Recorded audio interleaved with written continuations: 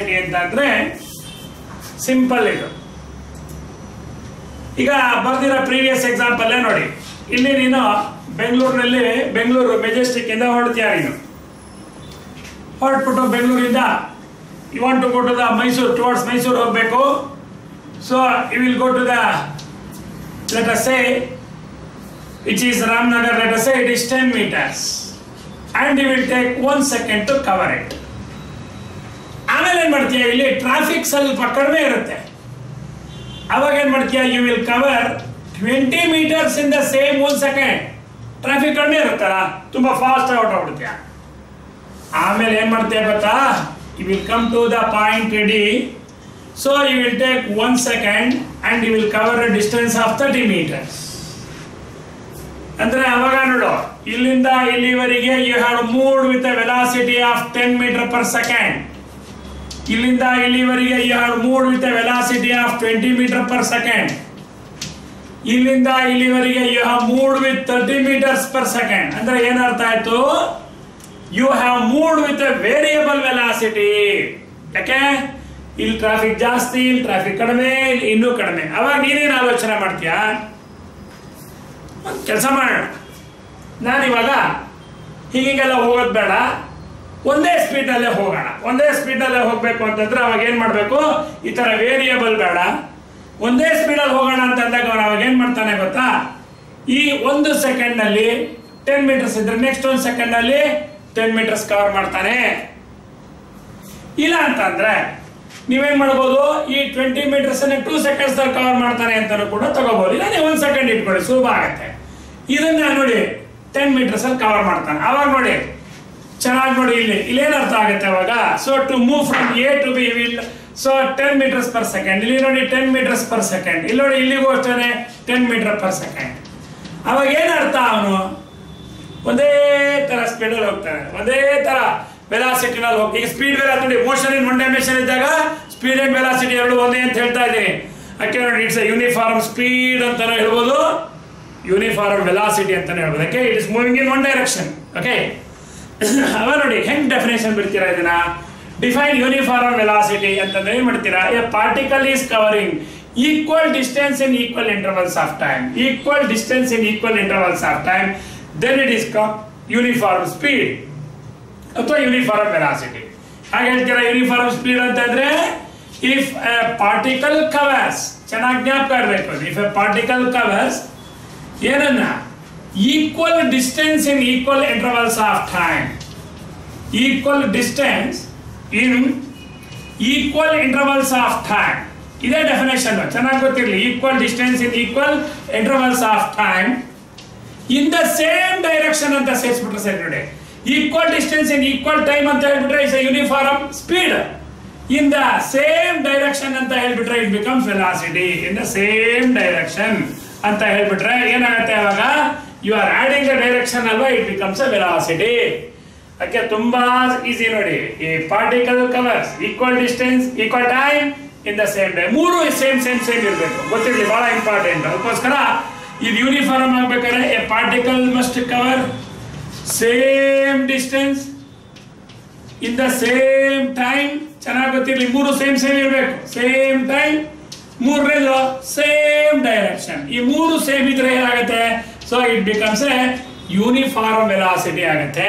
ಗೊತ್ತಿರಲಿ, ಈ ಮೂರಲ್ಲಿ ಯಾವ್ದಾದ್ರು ಒಂದು ವೇರಿಯೇಷನ್ ಆಗೋಯ್ತು ಇಟ್ಕೊಳ್ಳಿ, it becomes A variable velocity ಆಗತ್ತೆ. ಹಾಗಂದ್ರೆ ಏನು, what is A variable velocity? Uniform velocity ಅಂದ್ರೆ ಅರ್ಥ ಆಯ್ತಲ್ಲ. Now we shall take up the variable velocity. ಓಹೋ, ಏನಪ್ಪಾ ಇದು ವೇರಿಯಬಲ್ ವೆಲಾಸಿಟಿ ಅಂತ ಅಂದ್ರೆ ಡೆಫಿನೇಷನ್ ಬಹಳ ಸುಲಭ ಇದು. ಈಗ ಯೂನಿಫಾರ್ಮ್ ವೆಲಾಸಿಟಿ ಅಂದ್ರೆ ನಿಮ್ಗೆ ಅರ್ಥ ಆಯ್ತು, ಗಾಡಿ ಒಂದೇ ತರ ಹೋಗ್ತಾ ಇರ್ತದೆ ಅಂದ್ರೆ ನೀವು ರೈಸ್ ಮಾಡೋದೇ ಇಲ್ಲ, ಆಕ್ಸಿಲೇಟರ್ ಒಂದೇ ತರ ಹೋಗ್ತಾ ಇರುತ್ತೆ ನೋಡಿ. ಯಾರಾದ್ರೂ ಒಂದೇ ತರ ಮೇಲೆ ಹೋಗ್ತಾ ಇದ್ರೆ ನಾವು ಅವಾಗ ಫಿಸಿಕ್ಸ್ ಭಾಷೆಯಲ್ಲಿ ಏನಂತ ಹೇಳ್ಬೇಕು ಗೊತ್ತಾ, ಹಿ is moving with uniform velocity ಅಂತ ಹೇಳ್ಬೇಕು. ಓಕೆ, ಈ ವೇರಿಯಬಲ್ ವೆಲಾಸಿಟಿ ಅಂದ್ರೆ ಹೆಂಗೆ, ಹೀಗೆ ಜರ್ಕೊಡ್ಕೊಂಡು ಹೋಗೋದ್ರೆ ಈ ಕಾಲೇಜಲ್ಲಿ ವೇರಿಯಬಲ್ ವೆಲಾಸಿಟಿ. ಹಾಗಂದ್ರೆ ಏನ್ ಸರ್ ಅದು, ಇವಾಗ ಪ್ರೀವಿಯಸ್ ಎಕ್ಸಾಂಪಲ್ ಬಂದಿದೆ ನೋಡಿ, ಅದೇ ತರ ಏನ್ ವೇರಿಯಬಲ್ ವೆಲಾಸಿಟಿ ಅಂತ ಅಂದ್ರೆ, ಇವಾಗ ನೋಡಿ ಎ ಟು ಬಿ, ಇಲ್ಲಿಂದ ಇಲ್ಲಿವರೆಗೆ ಬರೋದಕ್ಕೆ a to b, let us say 10 meters ಅನ್ನ ಅವನು 1 ಸೆಕೆಂಡ್ ಅಲ್ಲಿ ಕವರ್ ಮಾಡ್ತಾನೆ. ಬಿ ಟು ಸಿ ನೋಡಿ 20 meters ಹತ್ರ ಇನ್ 1 ಸೆಕೆಂಡ್ ಸಖತ್ ಫಾಸ್ಟ್ ಆಗಿ ಓಡ್ತಾನೆ. ನೆಕ್ಸ್ಟ್ ನೋಡಿ ಇನ್ನೊಂದು ಸೆಕೆಂಡ್ ಅಲ್ಲಿ ನೋಡಿ ಇನ್ನೂ ಫಾಸ್ಟ್ ಆಗಿ ಹೋಗ್ತಾನೆ. ನೋಡಿ ಇನ್ನೂ ಫಾಸ್ಟ್ ಆಗಿ ಹೋಗ್ತಾನೆ. ಚೆನ್ನಾಗಿ ಜ್ಞಾಪಕ ಇರಬೇಕು. He will cover 30 meters in 1 second. ನೋಡಿ ಎಲ್ಲಾ ಕಡೆ ನೋಡಿ ವೆಲಾಸಿಟಿ ನೋಡಿ ಡಿಫರೆಂಟ್ ಆಗಿದೆ. You calculate the velocity here. Your v1 is equal to 10 meter per second.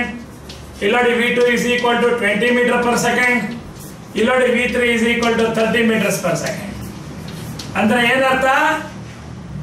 he has moved with variable velocity. ಏನು ವೇರಿಯಬಲ್ ವೆಲಾಸಿಟಿ ಅಂದ್ರೆ ಅಲ್ಲಿ ಇಲ್ಲಿ ಡೆಫಿನೇಷನ್ ಗೊತ್ತಿರಬೇಕು. ಅಲ್ಲಿ equal distance in equal intervals of time ಅಥವಾ same distance same time same direction. ಇಲ್ಲಿ ನೋಡಿ a particle covers unequal distance in same intervals of time. ನೋಡಿ 10, 20, 30 ಟೈಮ್ ಇಸ್ ಸೇಮ್. ಅಂದ್ರೆ ಇಲ್ಲಿ ಸೇಮ್ ಇರುತ್ತಲ್ಲ, same distance same time same, ಅದರಲ್ಲಿ ಯಾವ್ದಾದ್ರು ಒಂದು ಸೇಮ್ ತೆಗೆದು ಬಿಡಿ. ಅಂದ್ರೆ ಇಲ್ಲಿ ಸೇಮ್ ಡಿಸ್ಟೆನ್ಸ್ ಅಂತ ಹೇಳೋ ಬದಲು ಅನ್ಈಕ್ವಲ್ ಡಿಸ್ಟೆನ್ಸ್ ಅಂತ ಬರೀರಿ. If a particle cover unequal distance in equal intervals of time in the same direction, then it is called as a variable velocity ಅಂತ ಕರೀತಾರೆ. ಅರ್ಥ ಆಯ್ತಾ? ಅಂದ್ರೆ ವೇರಿಯಬಲ್ ವೆಲಾಸಿಟಿ ಅಂದ್ರೆ ಏನರ್ಥ? ನೀವು ಮೊಬೈಲ್ ಟ್ರಾಫಿಕ್ ಅಲ್ಲಿ ಹೋಗ್ತಿರಲ್ಲ, ಬರ್ರ ಹೋಗ್ತೀರಾ, ಮತ್ತೆ ಡೌನ್ ಮಾಡ್ತೀರಾ, ಮತ್ತೆ ಬರ್ರ ದಟ್ಸ್ ಕಾಲ್ಡ್ ವೇರಿಯಬಲ್ ವೆಲಾಸಿಟಿ. ಅವಾಗ ನಮ್ಮ ಡೆಫಿನೇಷನ್ ಕೇಳಿದ್ರೆ ಏನ್ಬೇಕು? ವೇರಿಯಬಲ್ ವೆಲಾಸಿಟಿ ಅಂದ್ರೆ if a particle covers unequal distance.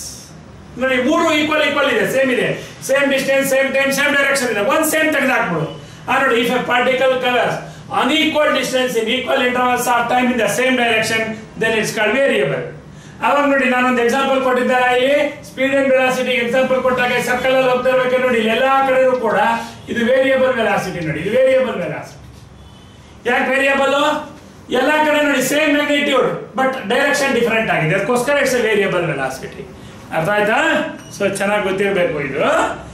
ಇದಿಷ್ಟನ್ನು ಚೆನ್ನಾಗಿ ಜ್ಞಾಪಕ ಇಟ್ಕೊಂಡು ನಾವು we switch on to uniform ಆಯ್ತು, ವೇರಿಯಬಲ್ ಆಯ್ತು, we go for the average velocity. ಓಹೋ, ಏನಿದು ಆವರೇಜ್ ವೆಲಾಸಿಟಿ ಅಂತ ಅಂದ್ರೆ, so it is V A V ಅಂತ ಬರೀತೀವಿ, ಅಥವಾ mean velocity V average velocity. ಎಲ್ಲ ವೆರಿ ಸಿಂಪಲ್ ಥಿಂಗ್. ಇವಾಗ ಈ ಬಾಡಿ ಎ ಟು ಬಿ, ಇಲ್ಲಿಂದ ಬೆಂಗಳೂರಿಗೆ ಮೈಸೂರಿಗೆ it has moved with unequal distance in equal intervals of time, it has moved with variable velocity. ನೀನು ಅವಾಗ ಆಲೋಚನೆ ಮಾಡ್ತೀಯಪ್ಪ, ಈ ವೇರಿಯಬಲ್ ವೆಲಾಸಿಟಿ ಹೋಗೋದು ರಿಸ್ಕ್ ಅಪ್ಪ, ಯಾಕೆಂದ್ರೆ ಟ್ರಾಫಿಕ್ ಇದ್ದಾಗ ಸ್ಲೋ ಹೋಗ್ತೀವಿ, ಟ್ರಾಫಿಕ್ ಇದ್ದಾಗ ಬರ್ರ ಸ್ಪೀಡಾಗಿ ಹೋಗ್ತೀವಿ. ನಾವು ಹಂಗೆಲ್ಲ ಹೋಗೋದು ಬೇಡ, ಒಂದು ಕಾನ್ಸ್ಟೆಂಟ್ ಸ್ಪೀಡ್ನಾಗ ಹೋಗೋಣ ಅಂತ ಲೆಕ್ಕ ಹಾಕ್ತೇವೆ.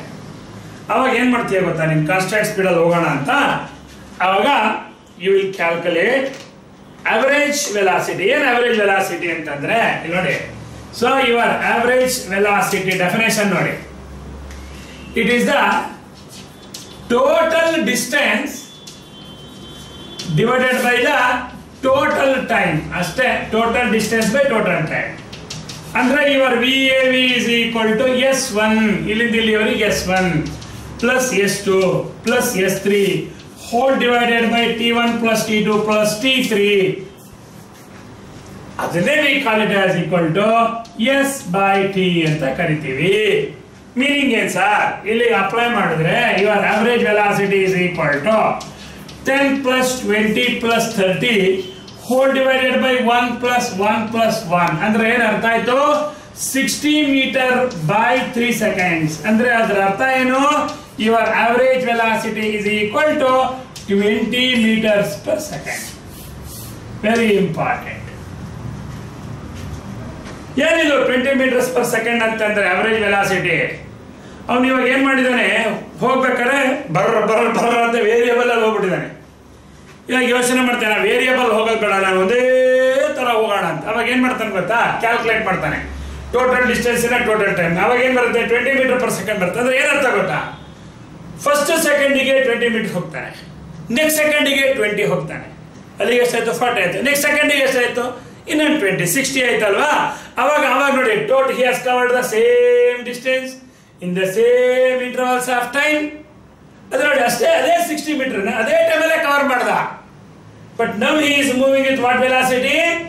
ಈ uniform velocity is called as an average velocity ಅಂತ ಕರೀತಾರೆ. ಅದಕ್ಕೆ ಚೆನ್ನಾಗಿ ಜ್ಞಾಪಕ ಇರಬೇಕು. ಆವರೇಜ್ ವೆಲಾಸಿಟಿ ಅಂದ್ರೆ ಇದರ definition it's a total distance travelled in a total time ಅಂತ ಅಷ್ಟೇ, ಇನ್ನೇನೂ ಇಲ್ಲ. ಇಲ್ಲಿ ಡೈರೆಕ್ಷನ್ ನೀವು ಸೇರಿಸ್ಕೊಂಡ್ರೆ ವೆಲಾಸಿಟಿ ಆಗುತ್ತೆ, ಡೈರೆಕ್ಷನ್ ಇಲ್ಲ ಅಂತಂದ್ರೆ ಇಟ್ ಬಿಕಮ್ಸ್ ಅವರೇಜ್ ಸ್ಪೀಡ್. ತುಂಬಾ ಇಂಪಾರ್ಟೆಂಟ್ ಇದು. ಸೊ ಯುವರ್ VAB ಅಂದ್ರೆ ಗೊತ್ತಿರಲಿ, average speed or average velocity ಅಂದ್ರೆ ಏನ್ ಹೇಳ್ತೀರಾ ಅಂತ ಕೇಳಿದ್ರೆ it's a total distance travelled in a total time. ನಿಮಗೆ ಅರ್ಥ ಆಗಬೇಕು. ಮೊದಲು ಇದೇ ಡಿಸ್ಟೆನ್ಸ್ ಅಲ್ಲ, ಇದೇ ಟೈಮ್ ಅಲ್ಲಿ you covered with variable velocity. Now you are going with what velocity? Uniform velocity. ಅಷ್ಟೇ ಡಿಸ್ಟೆನ್ಸ್ ಅಲ್ಲ. ಅವಾಗ ಈ ಯೂನಿಫಾರ್ಮ್ ವೆಲಾಸಿಟಿನೇ we call it as average velocity ಅಂತ ಕರಿತೀವಿ. ಇನ್ನೊಂದು ಡೆಫಿನೇಷನ್ ಇದೆ, ಹೆಂಗ್ ಗೊತ್ತಾ? Average velocity can be defined as that uniform velocity with which a body has to travel in order to cover the same distance in the same time which it has already traversed with the variable velocity ಅಂತ. ಅದು ಬೇಡ, ನಿಮ್ಮ ಈ ಪುಸ್ತಕದಲ್ಲಿ ಬರಲಿಲ್ಲ, ಅದಕ್ಕೋಸ್ಕರ ಇಷ್ಟನ್ನೇ ಜ್ಞಾಪಕ ಇಟ್ಕೊಂಡಿದ್ದಾನೆ. ಅರ್ಥ ಆಯ್ತಾ? ಸೊ ಬಹಳ ಇಂಪಾರ್ಟೆಂಟು. ಇದನ್ನ ಅವರೇಜ್ ಸ್ಪೀಡು, ಅವರೇಜ್ ವೆಲಾಸಿಟಿ ಇವೆಲ್ಲ ಚೆನ್ನಾಗಿ ಗೊತ್ತಿರಬೇಕು. ಇದು ವೆರಿ ವೆರಿ ಇಂಪಾರ್ಟೆಂಟ್ ಥಿಂಗ್ಸ್. ಅರ್ಥ ಆಯ್ತಾ? ಇಷ್ಟಾದ್ಮೇಲೆ ನಾವು V shall take up the position time graph ಅಂತ ಬರುತ್ತೆ. ಈಗ ಪೊಸಿಷನ್ ಟೈಮ್ ಗ್ರಾಫ್ ಅಂತ ಚೆನ್ನಾಗಿ ಗೊತ್ತಿರಲಿ. ಇಲ್ಲಿ ಏನಿದು ಪೊಸಿಷನ್ ಟೈಮ್ ಗ್ರಾಫ್ ಅಂತ? ಇನ್ನು ಮುಂದೆ ನಾವು ಇದನ್ನೆಲ್ಲ ಸ್ಟಡಿ ಮಾಡ್ಬೇಕಾದ್ರೆ ಗ್ರಾಫಿಕಲಿ ಓದ್ಬೇಕು. This is called as a position time graph. ಏನಿಲ್ಲಿ ಪೊಸಿಷನ್ ಟೈಮ್ ಗ್ರಾಫ್ ಅಂದ್ರೆ we plot a graph of position against the time. ಓಹೋ, ಏನಿದು? Very simple thing.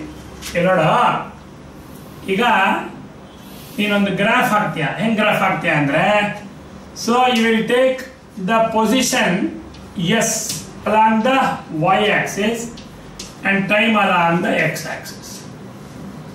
ನೀನು ಇದನ್ನ ಸ್ಟಡಿ ಮಾಡ್ತೀಯ, ಒಂದು ಬಾಡಿನ. ಏನೋ ಯಾವ ತರ ಸ್ಟಡಿ ಮಾಡ್ತೀಯ? ಸಪೋಸ್ ಒಂದು ಕಾರ್ ಇರುತ್ತೆ ಅಂತ ಇಟ್ಕೊ. ಈ ಕಾರು ನೀನು ಟೈಮ್ 0 ಇದ್ದಾಗ ಅಂದ್ರೆ 6 o'clock ಇದ್ದಾಗ ಇಲ್ಲಿತ್ತು. Time is 0. ನೆಕ್ಸ್ಟ್ 1 second ಆದ್ಮೇಲೆ ನೋಡ್ತೀಯ, 1 second ಆದ್ಮೇಲೆ ಕಾರು 10 meters ಹೋಗಿದೆ. ಓಹೋ, it has travels for 10 meters. ಈ ಪಾಯಿಂಟ್ ಅನ್ನ ಮಾರ್ಕ್ ಮಾಡು. ಇನ್ 1 second ಅಲ್ಲಿ ಎಷ್ಟು ದೂರ ಹೋಗಿದೆ? ಅದು 10 meters.